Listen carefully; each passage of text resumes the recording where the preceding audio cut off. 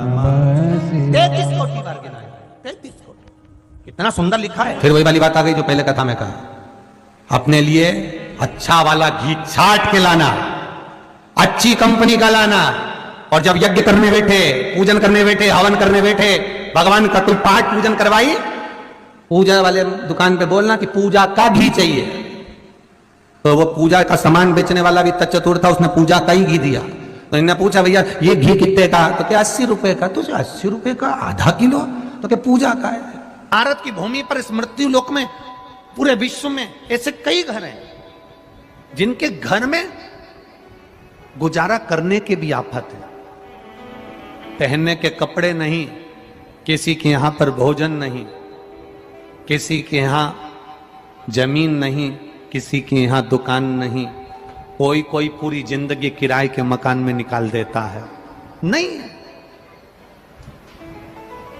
मेरा एक निवेदन है, इस कथा को जितने छत्रपति संभाजी नगर के श्रोता भाई बहन श्रवण कर रहे हैं उनसे निवेदन करूंगा, आप हाथ का ठेला लगा रहे हो, सब्जी का ठेला लगा रहे हो, फल का ठेला लगा रहे हो, धक्के की जिंदगी जी रहे हो, दरवाजे पर बैठे हो, कहीं ना कहीं तुम दास्य भाव की जिंदगी जी रहे हो, तकलीफ में जिंदगी जी रहे हो, बहुत दुख की जिंदगी जी रहे हो, बहुत कष्ट की जिंदगी जी रहे हो, उनसे केवल निवेदन करूंगा 3 महीने 2 जगह पर जल चढ़ाना प्रारंभ कर दीजिए, केवल 3 महीने।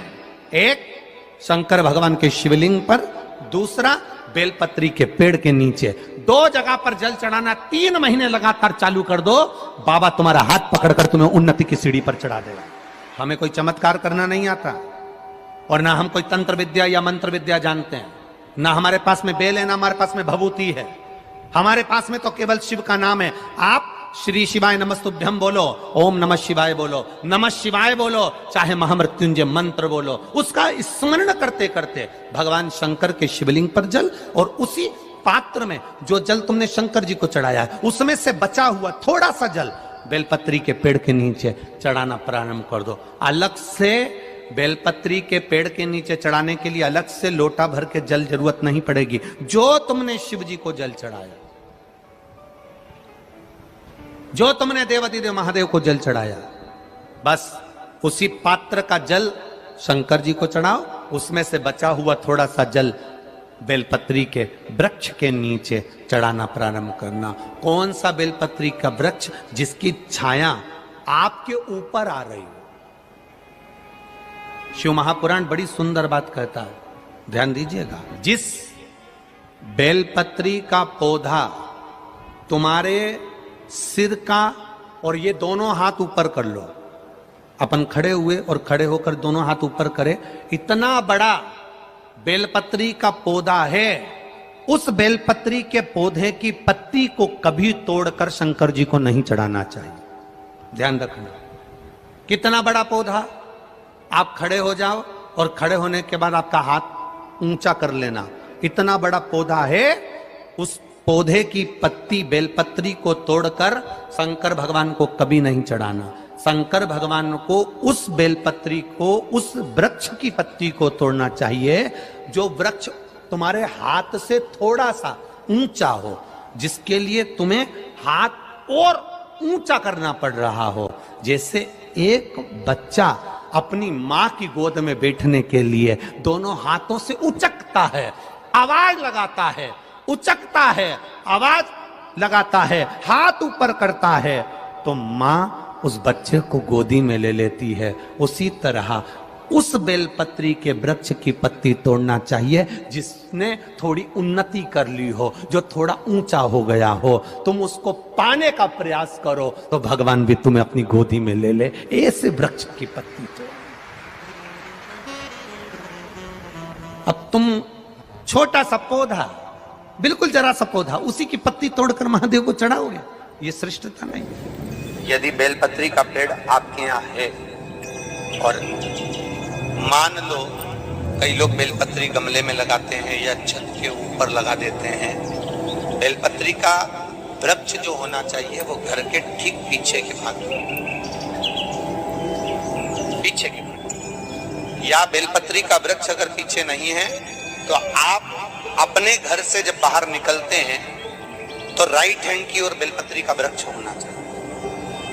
आप जब घर से प्रवेश कर रहे हैं, बाहर की ओर निकल रहे हैं, वो सुख का अनुभव करा। यदि घर से निकलते समय बेलपत्री का पेड़ लेफ्ट में अगर आता है, आप जिस घर से निकल रहे हो लेफ्ट में अगर बेलपत्री का पेड़ आता है, तो आप 1 रुपए कमाएंगे, 1.25 रुपए खर्च होगा, पैसा हाथ में टिकेगा नहीं। घर में 10 लोग भी कमा रहे हैं तो पैसा घर में दिखेगा नहीं, आएगा जरूर, सारे काम होंगे पर टिकेगा नहीं। यदि लेफ्ट राइट भाग का बेलपत्री, सुख का अनुभव। बेलपत्री का वृक्ष घर में लगाओ तो घर के पीछे के हिस्से में लगाना चाहिए, और ऐसी जगह नहीं लगाना कि जहां पर बेलपत्र में गंदा पानी जाए या कोई गंदी वस्तु उसके नीचे पड़े।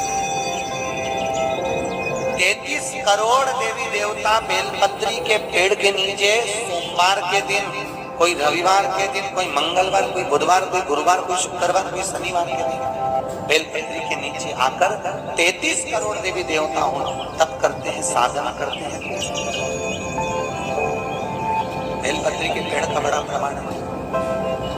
एक बेलपत्री ऐसी होती है जो कि शंकर पर अगर चढ़ी हुई है तो वापिस उतार कर धोकर फिर शिव को चढ़ा सकते।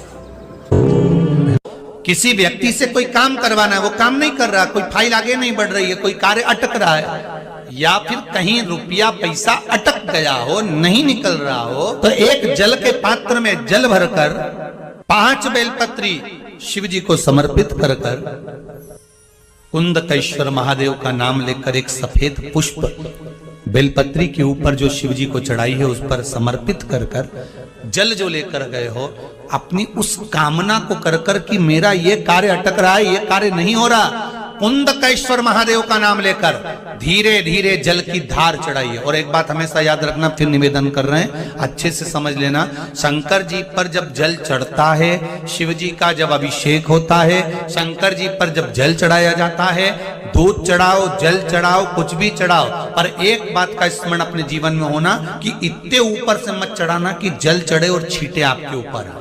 बहुत ध्यान दीजिएगा। हाँ, तो यहां तक वर्णन करा गया है कि शंकर जी का जल चढ़ा हुआ जहां से बहकर जाता है ना, उसको लांगा तक नहीं जाता। यहाँ लांगते हैं क्या? नहीं ना, परिक्रमा भी करेंगे तो वहीं से लौट कर वापिस डर जाएंगे। शिव जी का जहां से जल बहकर जा रहा हो, चढ़ा हुआ जल जहां से बहकर जा रहा हो, उसको लांगा तक नहीं जाता।